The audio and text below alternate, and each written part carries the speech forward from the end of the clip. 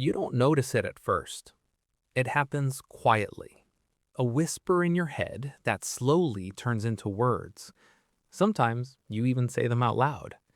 In your room, in the mirror, on the way home. You talk to yourself. And then, one day, a thought hits you. Is this normal or is something wrong with me? That question lingers longer than it should, because deep down, it doesn't feel random. It feels like those conversations matter. And if this feeling, this quiet, strange connection you have with your own mind already feels a little too real, then stay with me. And if you want more of these deep, honest conversations that actually understand you, subscribe now, because some of the things you're about to hear might change the way you see yourself. You're sitting alone. Maybe it's late at night. Your phone is beside you, but you're not scrolling. The room is quiet, almost too quiet. And then it starts. You replay something that happened earlier, a conversation, a mistake, something you wish you said differently. And suddenly, you're not just thinking anymore. You're speaking, softly, explaining yourself, arguing back, defending your actions to no one, or maybe to someone who isn't there. You pause, look around, and for a second, you feel embarrassed, even though no one saw you. But here's the strange part. It felt good, like you finally said what needed to be said, like something inside you was heard. Most people think talking to yourself is weird, something you're supposed to hide, something that means you're losing control. But what if it's the opposite? What if it means you're trying to stay in control? Your mind is not just one voice. It never was. There's the part of you that feels, the part that reacts, the part that remembers, and then there's the part that watches all of it. Talking to yourself is when those parts finally meet. It's not madness, it's dialogue. It's your brain trying to organize chaos in the only way it knows how to. Because thoughts alone can feel messy. But words give structure. Words make things real. Think about the last time you were overwhelmed. Not just stressed, but deeply emotionally overwhelmed. Did your thoughts stay silent? Or did they start speaking louder? Maybe you said, I can't do this. This is too much. Why does this always happen to me? Those weren't just thoughts. That was a conversation. And here's something most people never realize. The way you talk to yourself shapes the way you experience your life. Not the events, not the people, your voice. There are people who whisper to themselves with kindness, and there are people who tear themselves apart, sentence by sentence.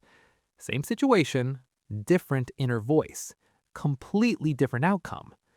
Let's go deeper, because this isn't just about talking, it's about who you become when no one is watching. Imagine this. You make a mistake. Something small, but it bothers you. Now listen closely. What's the first thing your inner voice says? Idiot. You always mess things up. Why are you like this? Or, okay, that wasn't great, but it's fixable. Let's try again. That difference, it changes everything. Because when you talk to yourself, you're not just expressing thoughts, you're training your mind. Over time, that voice becomes automatic. It becomes your default, your identity. And here's the uncomfortable truth. Most people don't even realize how harsh they are with themselves.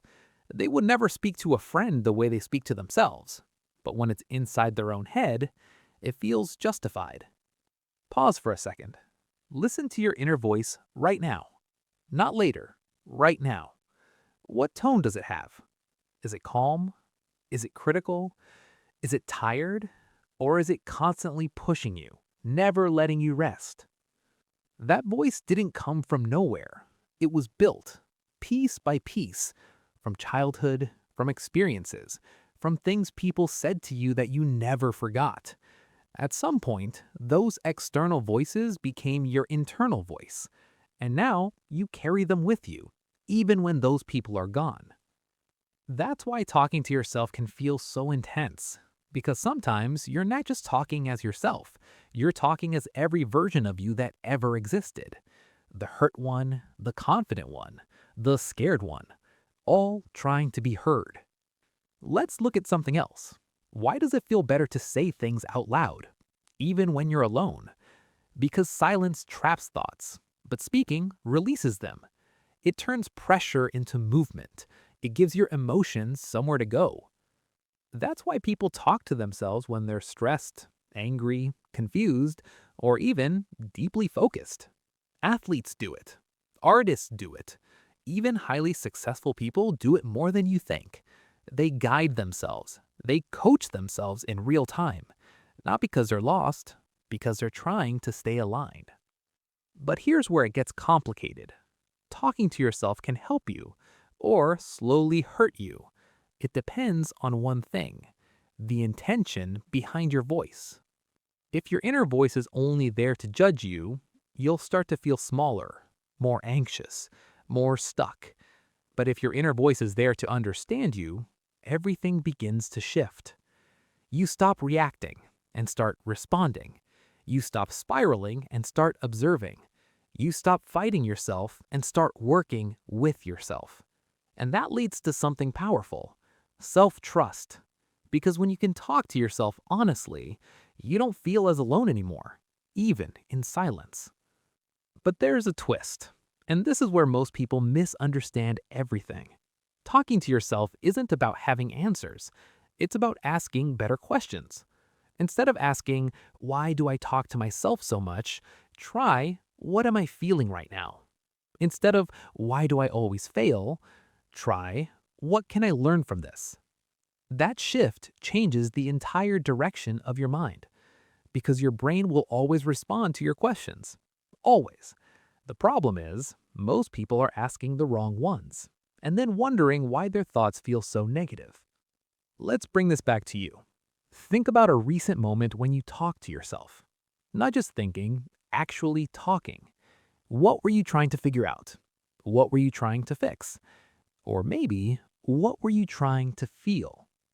There's always a reason, even if you don't see it immediately. Some people talk to themselves to feel in control, some to feel less alone, some because they've never had anyone truly listen to them, so they became their own listener. And that's not weakness, that's adaptation. But here's the realization that changes everything. Talking to yourself isn't the problem. Ignoring what you're saying is. Most people hear their inner voice, but they don't listen. They push it away, distract themselves, scroll, watch, avoid, until the voice gets louder and louder and harder to ignore. Because that voice is not trying to annoy you, it's trying to reach you.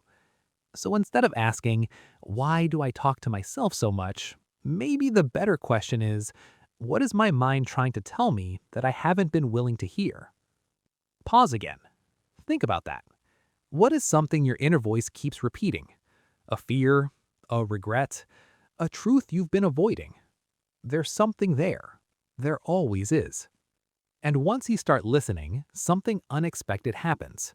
The conversations become calmer, clearer, more honest. You stop arguing with yourself and start understanding yourself. And that's where growth begins. Not outside, inside. In those quiet conversations no one else hears. So the next time you catch yourself talking to yourself, don't feel embarrassed. Don't rush to silence it. Just listen, carefully. Because in that moment, you're not being strange. You're being real. And maybe, for the first time in a long time, you're finally hearing the one voice that actually matters. Yours.